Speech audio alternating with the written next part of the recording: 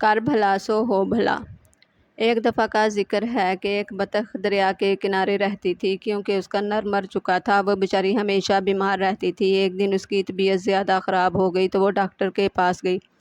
Doctor نے اسے بتایا کہ تمہاری بیماری ایسی ہے کہ تم جلد مر جاؤ گی۔ اسے یہ سن کر بہت صدمہ ہوا، کیونکہ اس کے پاس ایک ہی انڈا تھا۔ اسے ڈر لگا تھا کہ اگر وہ مر گئی تو اس انڈے کا کیا ہوگا جس میں سے جلد ہی بچہ نکلنے والا تھا، اور پھر اس بچے کو کون سنبھالے گا۔ لہٰذا وہ جنگل میں رہنے والے اپنے سب دوستوں کے پاس گئی اور انہیں اپنی ساری کہانی سنائی، لیکن ہر کسی نے ہی اس کی مدد کرنے سے انکار کر دیا۔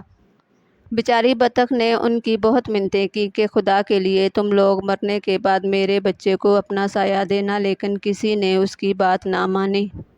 بطخ بھی کیا کرتی، اس کے ذہن میں خیال آیا کیوں نہ اپنے بھائی مرغ کے پاس جایا جائے، وہ ضرور میری مدد کرے گا۔ لہٰذا وہ مرغے کے پاس گئی اور اسے سارا قصہ سنایا۔ مرغ بھائی، آپ میرے بچے کے ماموں جیسے ہو، پلیز آپ ہی میرے بچے کو میرے بعد اپنا سایہ دے دینا۔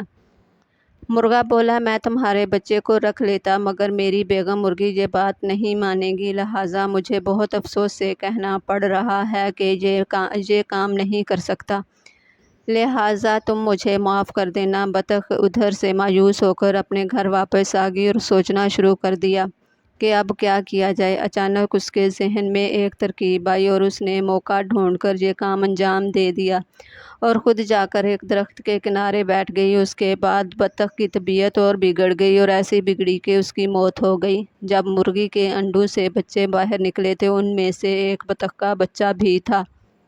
مرغ تو سب جان گیا تھا، لیکن اس نے مرغی کو بتانا مناسب نہ سمجھا۔ مرغی نے بہت شور شرابہ کیا اور بولی، میرے بچوں کے ساتھ بطخ کا بچہ نہیں رہے گا۔ مرغے نے اسے بہت سمجھایا، لیکن مرغی نے اس کا کہا نہیں مانا۔ مرغی نے اپنے بچوں کو منع کر دیا کہ کسی کو بھی بطخ کے بچے سے بات نہیں کرنی۔ سب نے مرغی کی بات مان لی، لیکن دو چوزوں نے اپنی ماں کی بات نہ مانی۔ وہ جو خود کھاتے، اپنے ساتھ اس بطخ کے بچے کو بھی کھلاتے۔ مرغی کو بطخ کے بچے سے سخت نفرت تھی، وہ اسے دیکھنا بھی پسند نہیں کرتی تھی۔